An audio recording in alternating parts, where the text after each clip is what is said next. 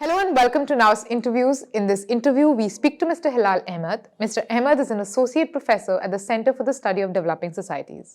His work is largely centered around political Islam and Muslim politics of representation in India. And in this interview, we speak to him about the Citizenship Amendment Act 2019 in context of the Constitution and the political history of India. We also speak to him about why he calls this act not just anti-Muslim, but also anti-Hindu.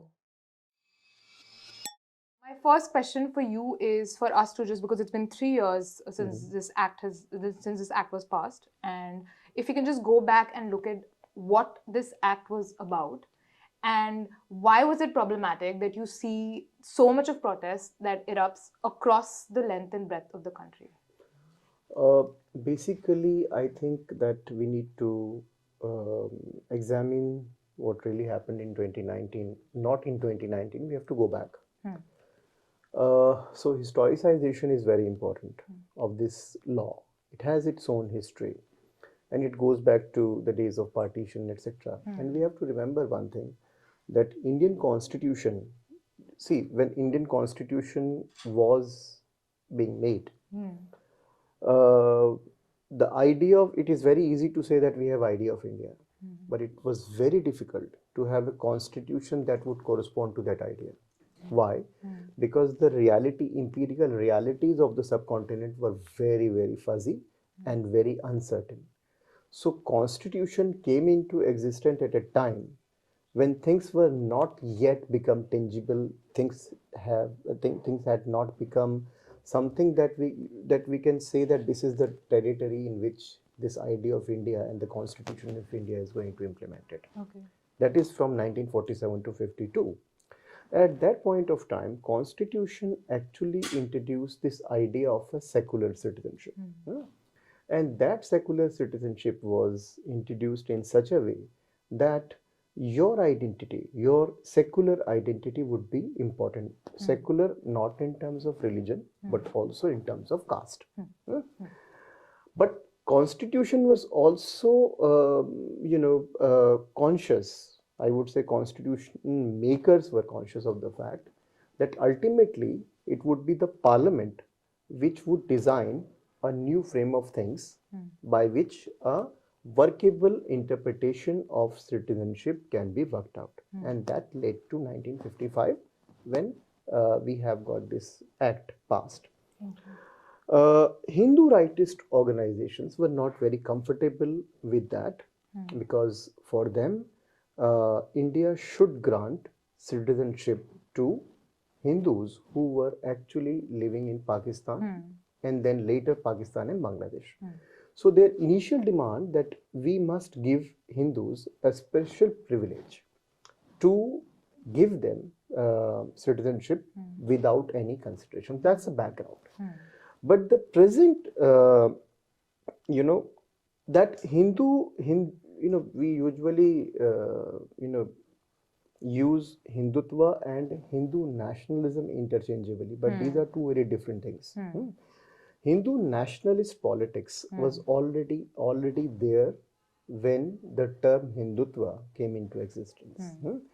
It is specifically related to the politics of Hindu Mahasabha. Savarkar coined this term and he was very active in using the term Hindutva. But RSS and Jansangh were very uncomfortable with the term Hindutva. So initially, yes, it became part of their discourse only in 1980s. Before that, it wasn't. So why this is important? Because Hindu nationalist position on the question of citizenship was something like that Hindus must be given citizenship without any hurdle. Hindus, those who are not living in India, must be given some kind of citizenship. So that is one story. But the ways in which Hindutva became an acceptable term for BJP and RSS in the 90s actually also had some kind of effect on this debate on citizenship. So what they did, they started using the Constitution or the Constitution provision in a very, very interesting way. And that's why when they in 2016. This bill was introduced in 2016, and when it was sent to the Joint Parliamentary Committee for review for three years. So the story of CEA should begin from 2016, not from 2019. Yes. This law meaning this is an amendment law, which says that three neighboring countries, Pakistan, Bangladesh, four. Pakistan, Afghanistan, Bangladesh. These are Muslim dominated countries. And non-Muslim minorities of these countries, and they have named them, will have some kind of a privilege to get Indian citizenship. It is called instant Indian citizenship. But this instant Indian citizenship does not mean that people who belong to these communities will come and automatically get Indian citizenship. This is all about that. The opposition to this law was so vibrant, and so people actually oppose this law primarily because the religion used as a criteria to demarcate certain communities for granting instant citizenship. So in a way, the whole discourse of citizenship was communalized. So that was there in that, and that's the reason why non-Hindutva forces were actually opposing it. So now the story, because again our focus is entirely on 2019 events, which I find rather misleading, because what really happened in JPC is important. And by the way, this JPC was deliberating on this for 3 years. JP is basically the Joint Parliamentary Committee that the bill went to once it was introduced in the Parliament. In the Lok Sabha, it's sent to Joint Parliamentary Committee. It's sent to this committee that's going to review it. Yes. And in this committee, not merely the people from BJP were there, but also other opposition parties. So there was a lot of discussion happened, and I'm really surprised that people did not take the report of JPC very seriously. Obviously, it was dominated by BJP, but if you look at the deliberation, all the critical questions which we find people who are actually protesting against this law raised were also raised by the Joint Parliamentary Committee. Unfortunately, and this is surprising, unfortunately, you do not find the link between the discourse that was there in Joint Parliamentary Committee and what was happening on the street when this law was implemented. So this is something, a gap. Now, the technicalities of law and the issues discussed in JPC, in my view, were not taken very seriously by the opponent of this law.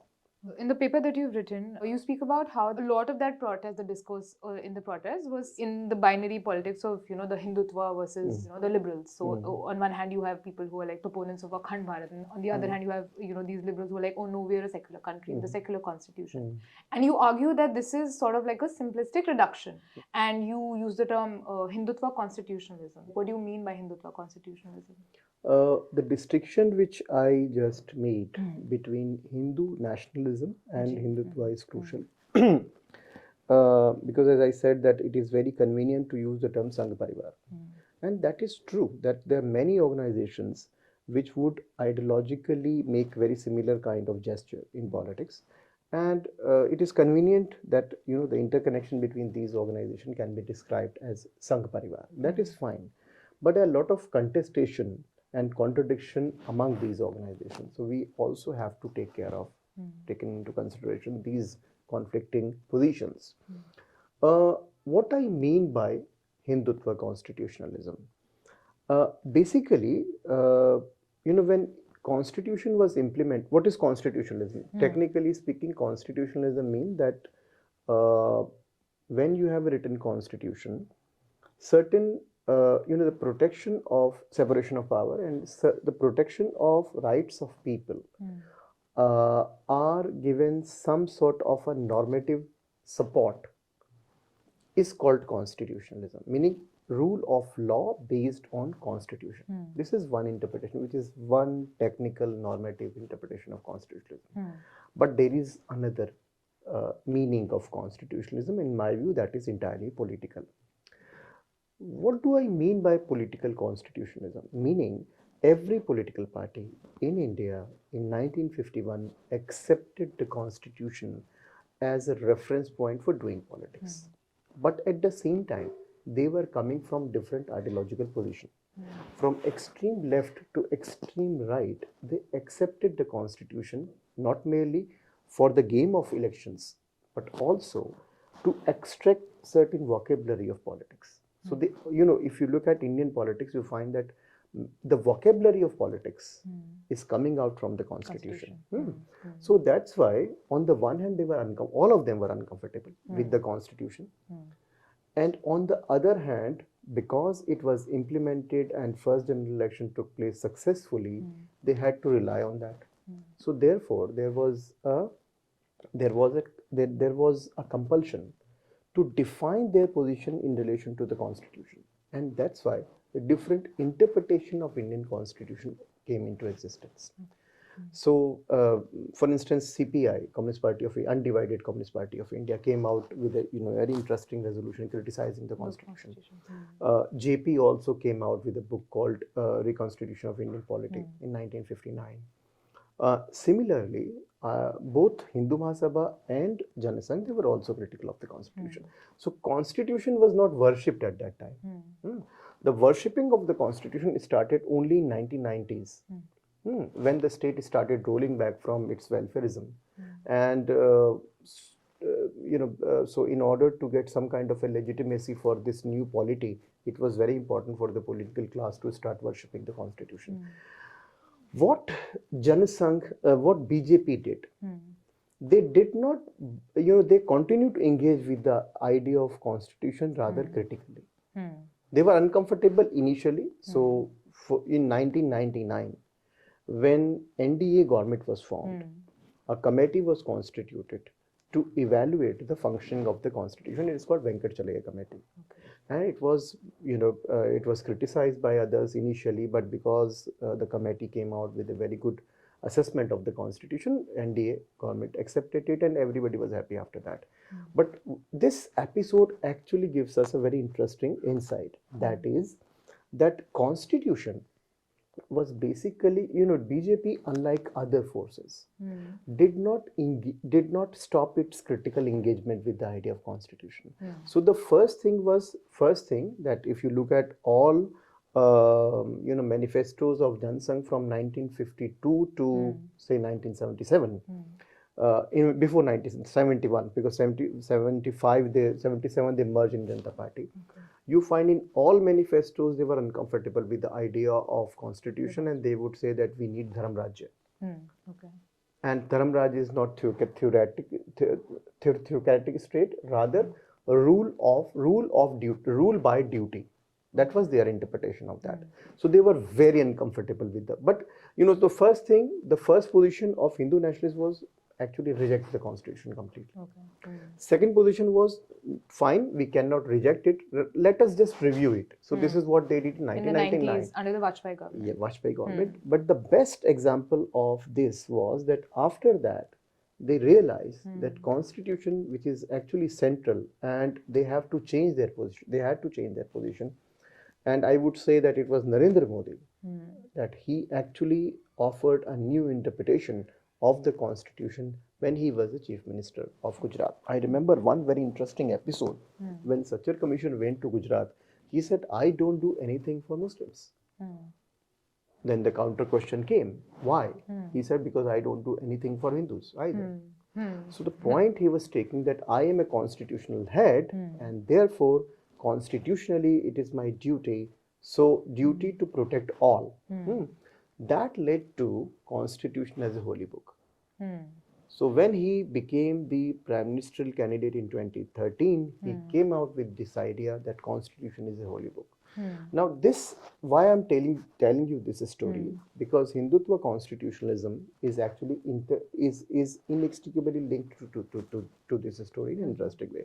When Modi won election, he did not stop that engagement. With the constitution. Yes, and for the first time in the history of India, Constitution Day was introduced, and we started celebrating 26th of November as the Constitution Day.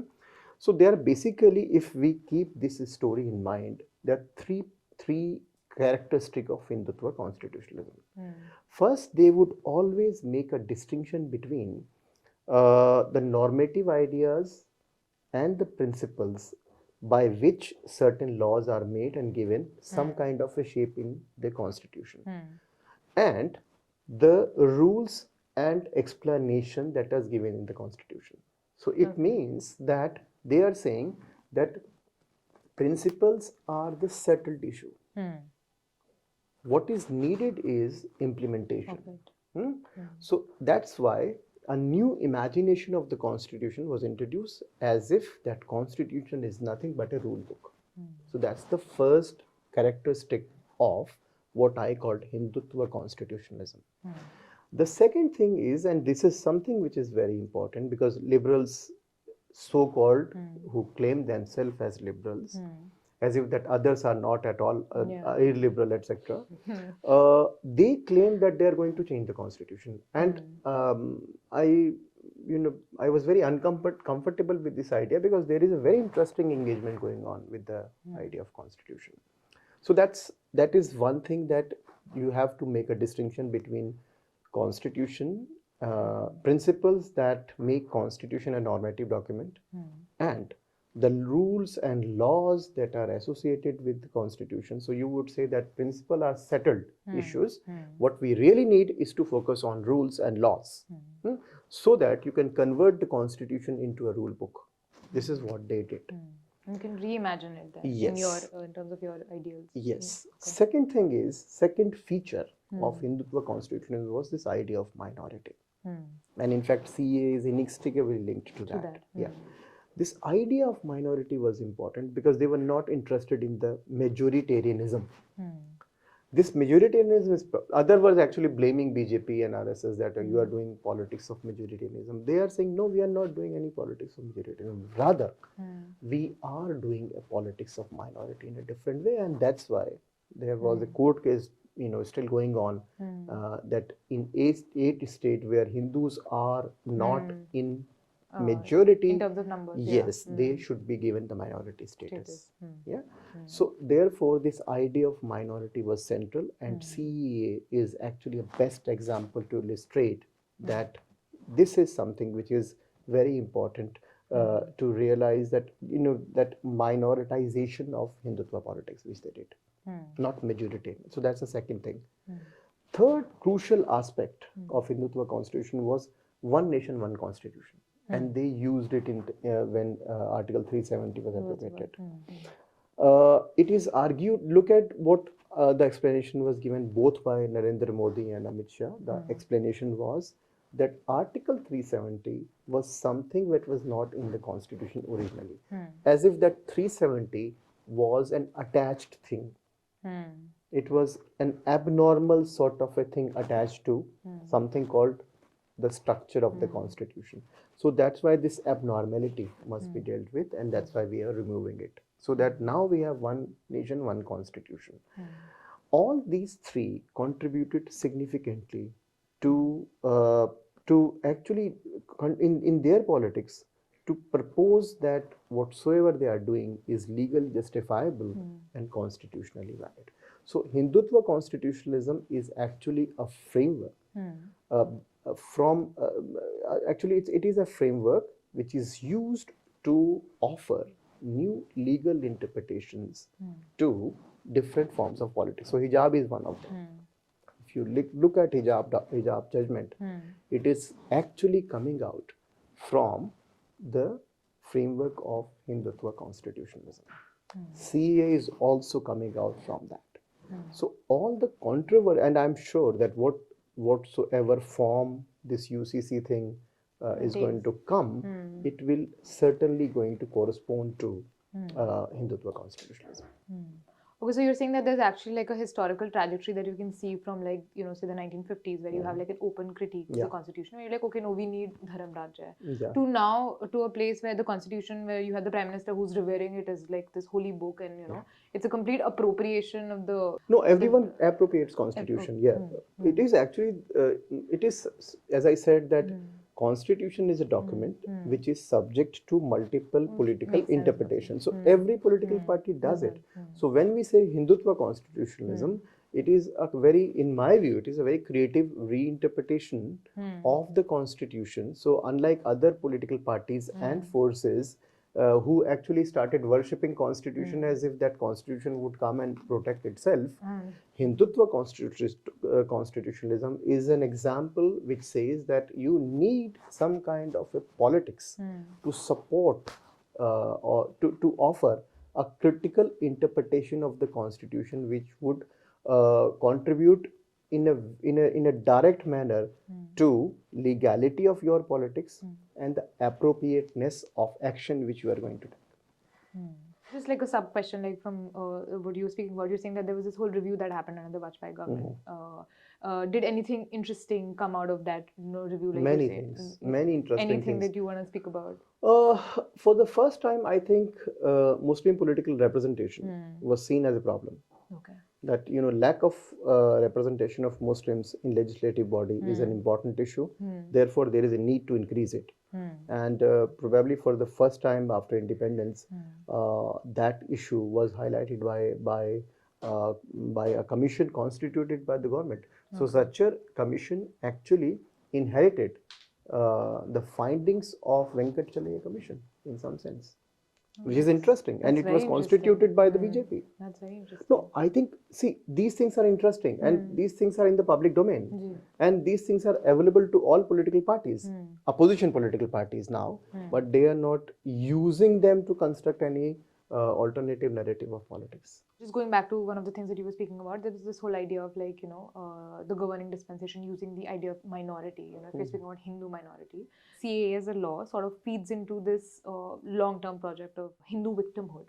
And a lot of which we have seen in like mainstream media, where you're constantly fed with this narrative that, like Hindus are going to become minorities in their own, country, or that you have debates on like primetime television where you're saying that in 2047, Muslims are going to overtake Hindus in the country. How does like CAA fit in this whole idea of like Hindu victimhood in that context? See, again, I think it will be important for us to look at the technicalities of CAA 2019 to understand why it's a very interesting political move by the BJP, and that would explain this whole notion of Hindutva.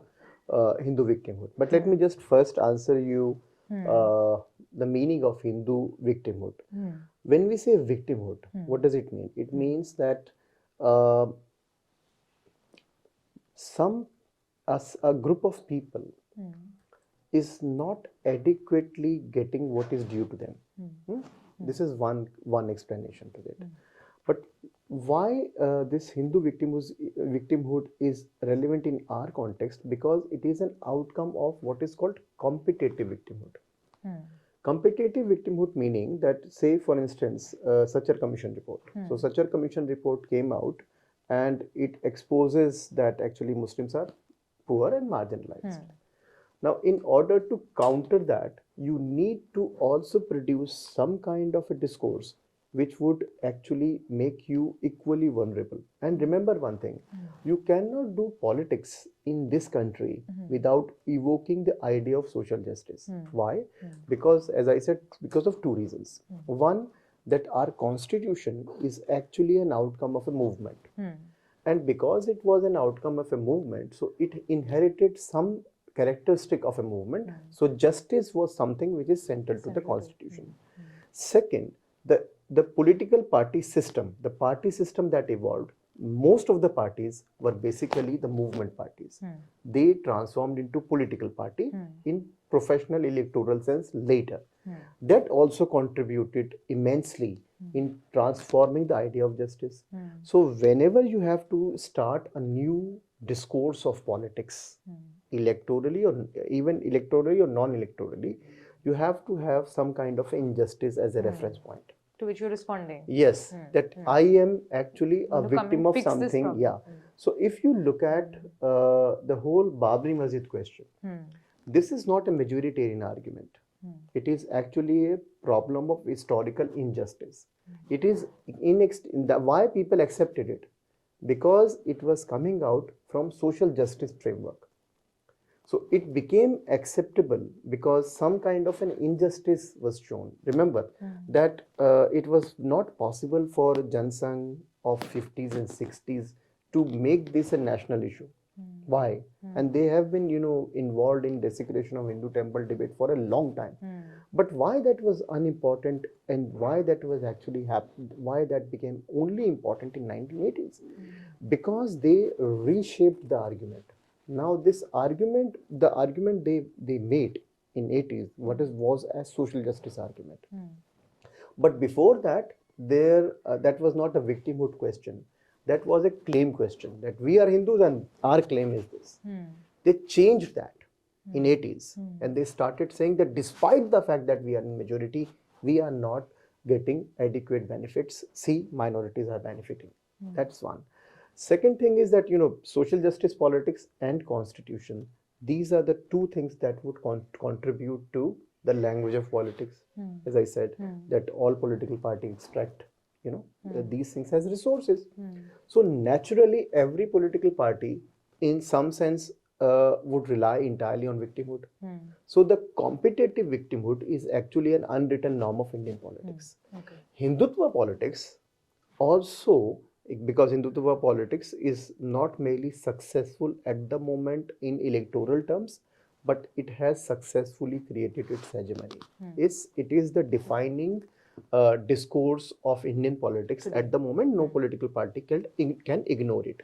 So Hindu victimhood is actually an outcome of these processes. One. Second is, it is also, as I said, competitive victimhood. That we are basically equally depressed and equally marginalized, so that a discourse of equality can be established. Remember, it is also linked to the debate on secularism. In 1990s and even before that, BJP would say that the secularism of equality must be established, meaning that the distinction between minority and majority must be abolished, and there is one criteria for all. So this one criteria of all is used differently when it is argued that minorities are in a privileged position.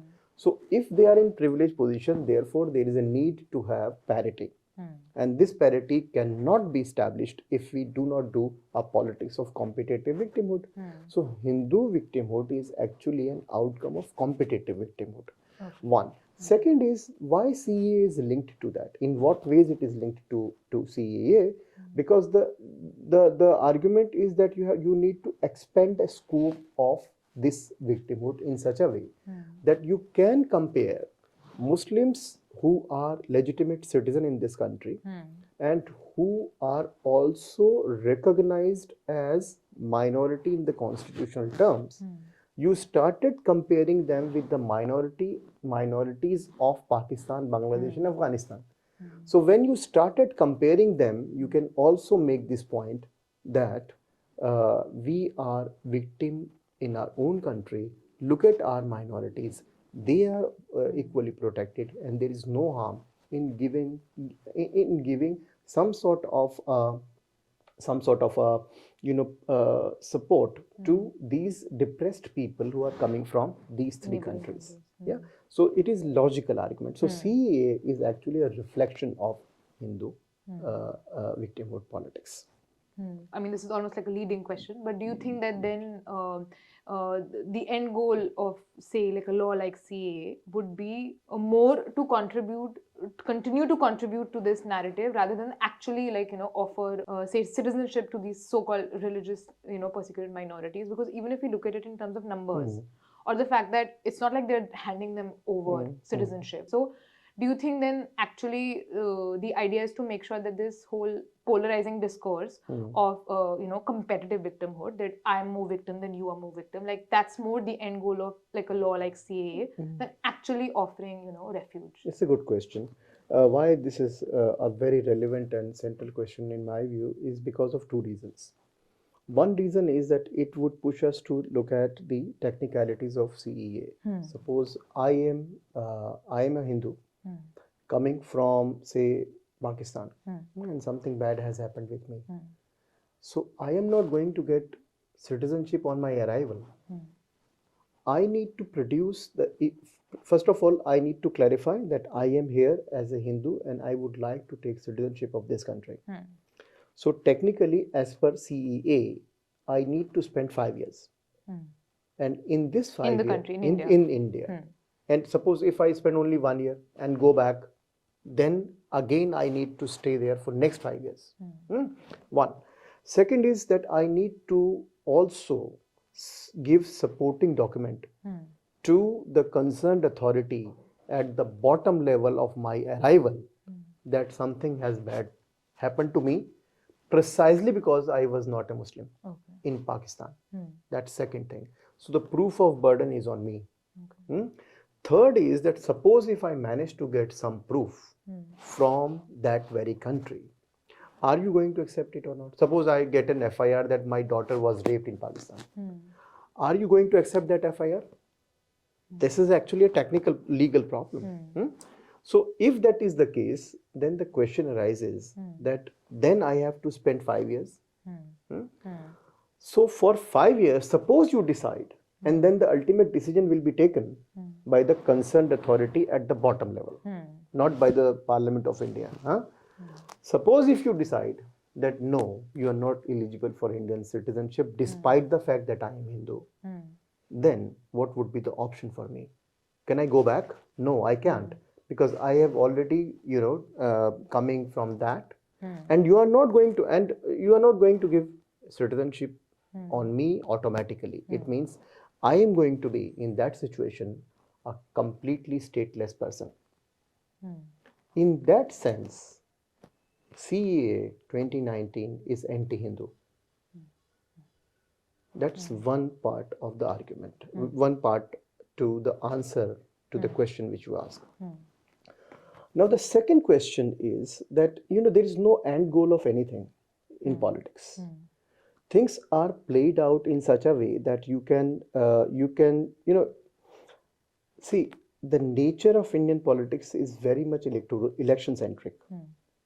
Remember that earlier in the 50s and 60s, elections were seen as a part of a larger political game. But now everything is reduced to election. But in electoral discourses, you have to keep things alive. You have to keep certain issues alive if you want to capitalize on, if you want to use them in the market of election. So, there is no end game of anything. So, in politics, and especially in electoral politics, things are not introduced to settle. Rather, things are introduced to make things unstable and unsettled. And this is the third point which I would like to emphasize, that we have to understand what kind of state which we have. This is a different state. This is a state which has redefined its character in a significant way in 90s. It is not a welfare state. It is a charitable state. And this state is time and again reminding us that the task of the state is to create a dividing line between state and society in such a way that the purpose of having this state is to resolve the conflict of competing groups.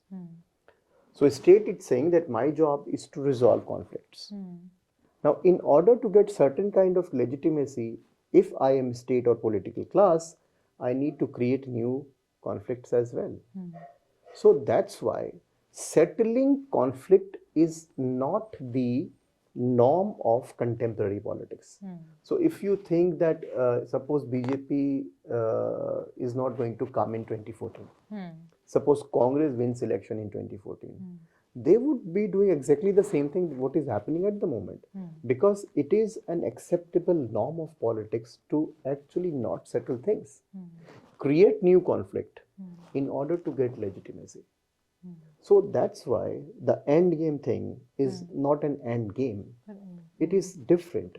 You need to create conflict so that you can play competitive victimhood.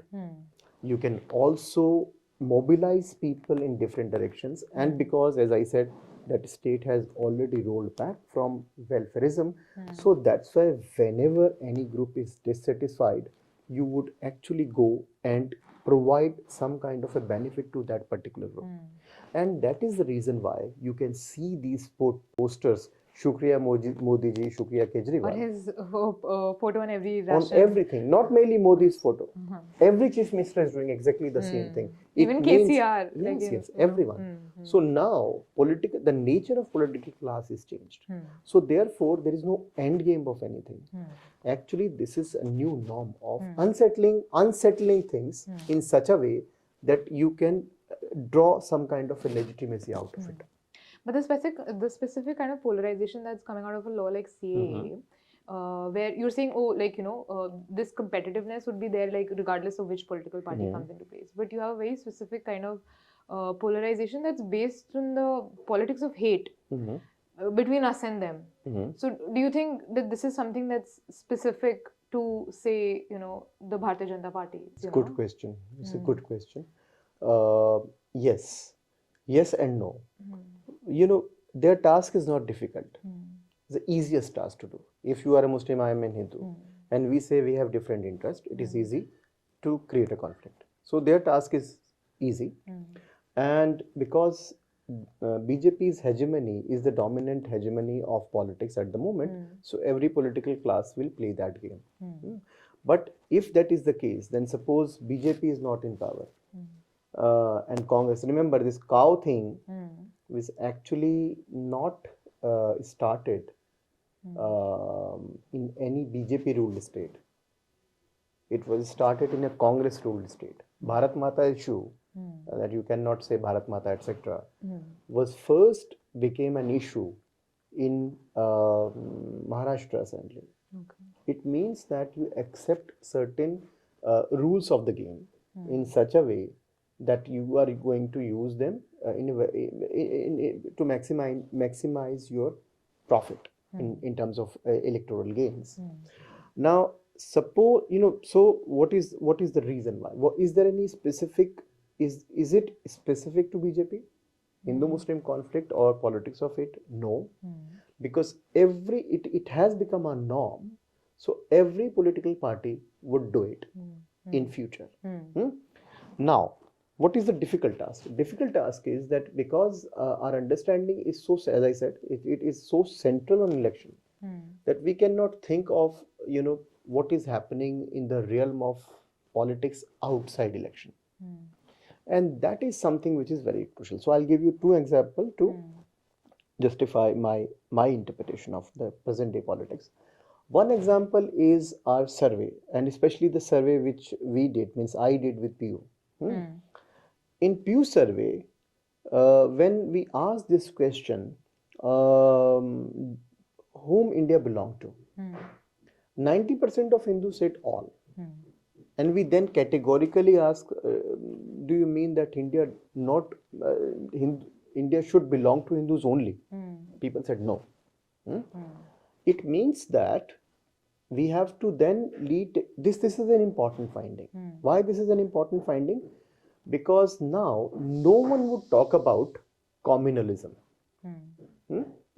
Communalism is something that has completely gone. But communal peace is still surviving. So there is an interesting way in which communalism is detached from communal peace. Like, for instance, Ministry of Home Affairs have stopped collecting data with regard to communal violence for 5 years. So you get incidents of communal violence when an MP asks question in the parliament. But it used to be a practice in Ministry of Minority Affairs report that they would collect data and they would present this data to the country in the form of their annual report. So they have stopped, publicizing it in that way. But at the same time, the same report emphasized on communal peace. So violence is detached from peace, as if that peace is an entity that is that has to be achieved. So it means I'm linking it to my first example, the Pew example. Now, if we do not have violence, what is the relevance of having peace? It means that when people say that we would like to live together, so what is they are demanding for? They are making a point that violence is a bad thing. But there is no possibility you can talk about communal violence these days, in official terms as well as in the political discourse. That's why we have a discourse of peace without violence. And that is that this gap between peace without violence, this is the sphere where politics is played out. All political parties are playing the same game. By the way, it is a difficult task. It is a difficult task for a political party, but it is an easy task for a social movement. So that's why if you just change your focus from electoral arena to look at non-party formation, you find that people are struggling in this country for a variety of different issues. And there, in that space, solidarities of different kind are formed. But unfortunately, because we give lot of importance only to electoral politics where this hate things is happening, that's the reason why the finding is important. This finding is coming out from the grassroots, the people who are living at the bottom level of society. That grassroots has still got some tendency to move towards secularism and to form coalition of different kind, because for them communalism is an important concern. But for the political parties as well as official discourse, communal peace without violence is a new norm. That's why this question of hate must be interpreted in the growing norms of electoral politics as well as its placing in the non-electoral form. Just coming back to CAA and the protests around CAA, it was understood as the the largest political participation by Muslims in post-partition history. You have visually you have Muslim women on streets who are protesting against this state. So how do you understand this Muslim participation in terms of protests against CAA, and what were, so for example, if there are movements like Shaheen Bagh, what were the limitations? Yeah, I think first of all, we have to make it clear that it was not entirely Muslim sort of a protest, because other communities are also participating in that. But it was, in my view, it was very much central to three things. First of all, probably for the first time in independent India, we find that Constitution is used as a symbol of protest. It was not the case. I don't find any reference in post-colonial history that Constitution is used in this way. And especially the normative ideas of the Constitution. So people are reading preamble, etc. This is a remarkable experiment. Second is that it was led by women. And this is something which is very important. Not merely they were in the leading position, but also they rejected the established Muslim leadership in an interesting way. In fact, they did not allow any Muslim leader to come and appropriate this. This is the second important significant aspect of that movement. The third important aspect was symbol. Again, that the expansion of as I said, that Constitution was used. First is that Constitution was used. Second is that it is led by a new leadership, and that is gender sensitive leadership. The third aspect is important, that now people from social movements also participated in that in a significant way. So it means that it was not an elitist movement of some kind. It was coming, participation of people from people's movement transformed it into a people's movement. So these are, great, I would say, this movement must be understood in its entirety. And I don't think that we can reduce it to entirely to Muslims. It was actually led by Muslims, but other also participated. And if you compare this, remember that something of a similar kind happened. I'll give you two examples. One in 1985, protest against the Supreme Court judgment in Jabano case, but it was led by elite ulama. So they were leading that, and it was highly problematic. Similarly, when Babri Masjid issue came up, there was a coalition that came into existence. It was called Babri Masjid Movement Coordination Committee. And they organized a very long march from Jama Masjid to Boat Club. And this is, I think, considered to be the biggest rally of all time. But in that rally, not merely Muslim participated, but the other. But again, it was elitist. It was dominated by conventional Muslim leadership that time. But if we compare these two big events with this event, we find a remarkable contrast. So on the one hand, I really like the way in which the constitutionalism in a different way, liberal constitutionalism is evoked, and opposition to CAA is transformed into a people's concern. That is one thing. But the second thing is that the failure part, the critical part. The critical part was that because these were obviously people, so we do not expect them to be intelligent. We do not, obviously they are intelligent, but we do not expect them to be to behave in a very informed sort of a legal person, or like be legally legally aware, etc. They know that this law is problematic, but the political legal literacy is they were legally equipped. I don't think that common Indian people are very much aware of law. In fact, they know how to use law. That's why we have number of cases in court. Number of court cases increase every year, because if I want to harass you, I'll put a case on you. So Indian people are very much, they know how to use law. So I won't say that it's a problem of legal literacy, but it is something which is related to sensitization. How would you sensitize someone who is not a Muslim or who is not part of your protest? How would you sensitize him or her that this issue, the CAA, is a problem for him or her? I think that sensitization was not there. And that's the reason why. So for instance, what was happening in JPC, whatsoever question asked in Shaheen Bagh protest, all these questions were there in the JPC. So why didn't they use JPC to make their protest more legitimate? That's one criticism of the protest.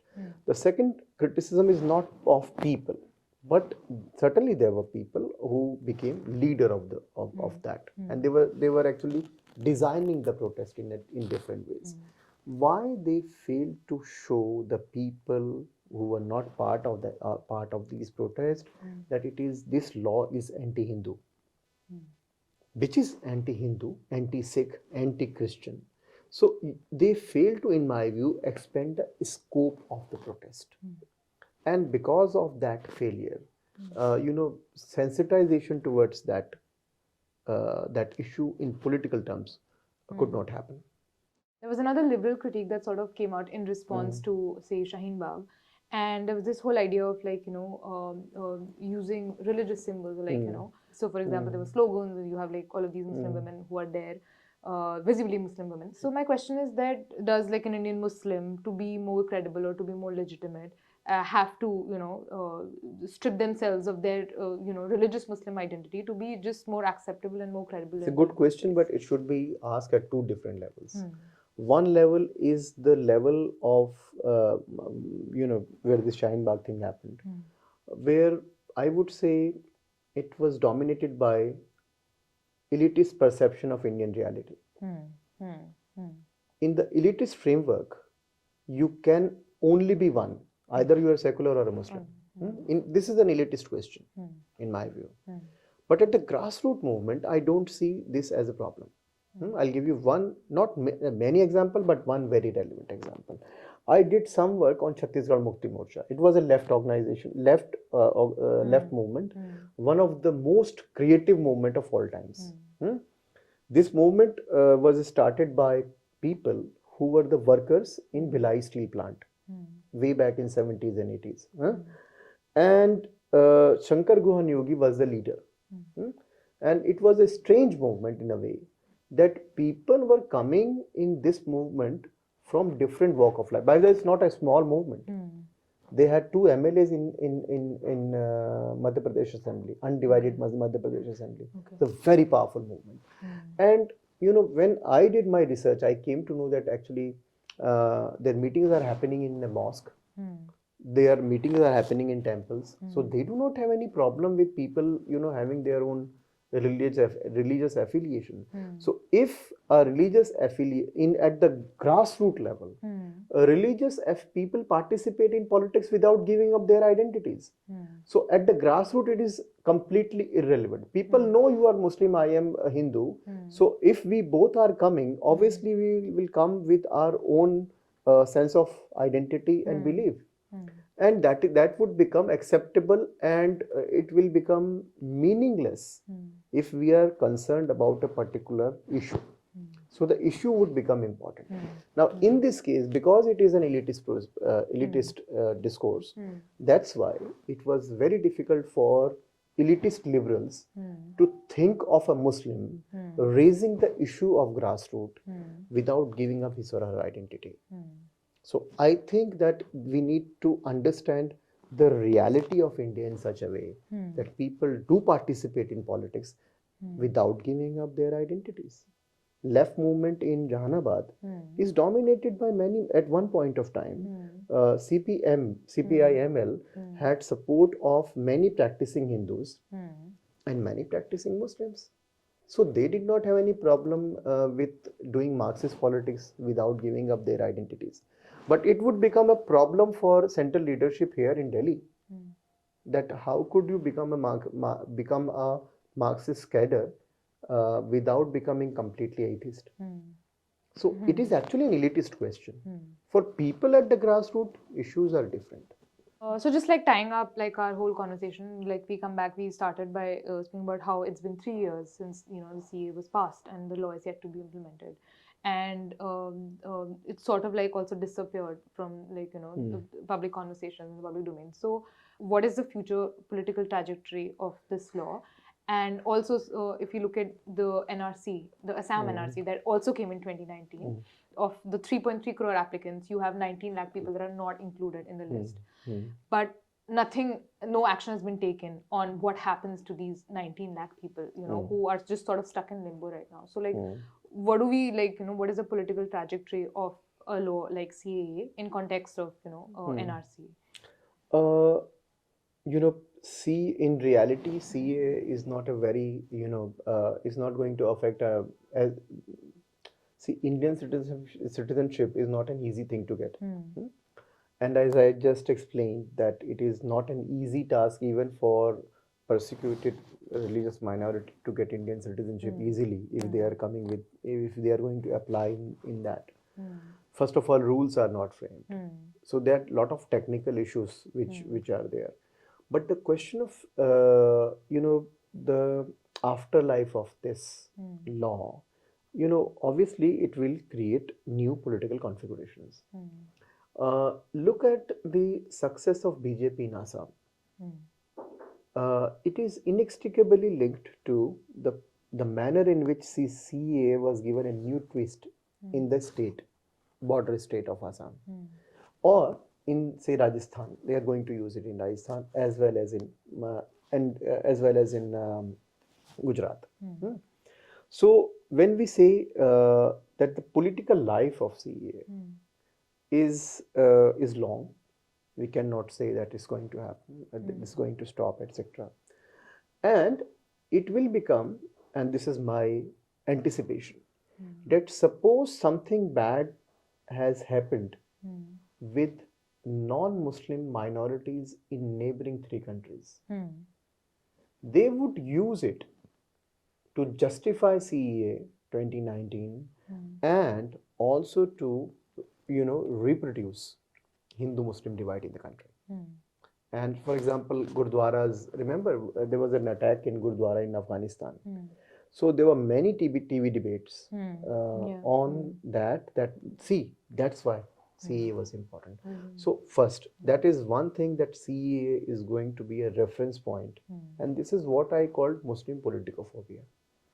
That in whatsoever is happening in the world, you will ask question to me that, okay, you tell me what is happening in, say, Israel, or what is happening, say, in different part of the Muslim world. As if that every Muslim in India has got some kind of a responsibility to explain things on behalf of people whom they do not have any contact or any connection. So that is, so the political afterlife of CAA is long. We can certainly anticipate that. But there is, there is also especially with regard to Assam. Fortunately or unfortunately, CAA is the first law which came into existence with regard to refugee problem in South Asia, and that too in India. We do not have any specific refugee law. So therefore, there is a need to have wider, we need to, what other political parties are doing. Why we are expecting BJP to stop? Because obviously as a political party, this is natural for BJP to use these things to maximize political gain. But what is others' position on these things? So what they are doing with regard to other refugee laws or other refugees. Remember that very recently, I think 4 days back, Tamil Nadu Assembly. The DMK, yes. They asked the Supreme Court, they're just like, hey, why are you not including Tamil refugees in CAA? That's discriminatory. This is an example of expanding the scope of politics around these. So if something is given to you in the realm of politics, it is, as I said, possible for you to interpret the way you like. But the non-BJP parties are not interested in that. Why? Because they have also accepted the hegemony of Hindutva as a political narrative. Okay, that's one. Now the NRC question. NRC is, in my view, is not a Muslim issue at all. It would become a Muslim issue only if it is read with regard, it is linked to CAA 2019. So this famous statement of Mr. Amit Shah is something which makes things more complicated. That it would make NRC an important question, an important concern for Muslims living in India. Now, do we have resources to do that act? Do we really like to do? Obviously, there is no harm in having a register of citizen. But, to evaluate Indian citizenship on the basis of certain kind of, documentation is a long process. Now, the question is it worth doing? When the economy is in a very bad shape? So these are the crucial questions we must have a national debate on that. Surprisingly, no one is interested in that national debate. So the point is that if we really want to think of CAA, we need to do 2 things. One, we detach it from Muslim-centric politics. That would actually create a new discourse. Why, at a time when Indian economy is doing very badly, we need a discussion on citizenship. Second is the question of disparity. Now, no one is asking that question. That India is, now I'll tell you technically, after this EWS thing, economically weaker section reservation, if you ask Government of India, in technical terms, Government of India is saying that 60% of Indian population is marginalized. Around 60%. So you have got 49.5 plus 10, meaning 59.5. Meaning you are saying that 60% of Indian people are poor and marginalized.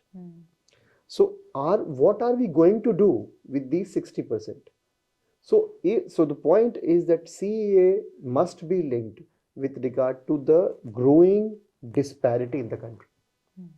Only then you would be able to understand the motives and the political games that are played around these things. So I think that these two things must be kept in mind while discussing CAA. We hope you benefited from this interview and have come out of it richer in knowledge. Let us know if you'd like to see more of these and who you'd like us to speak to.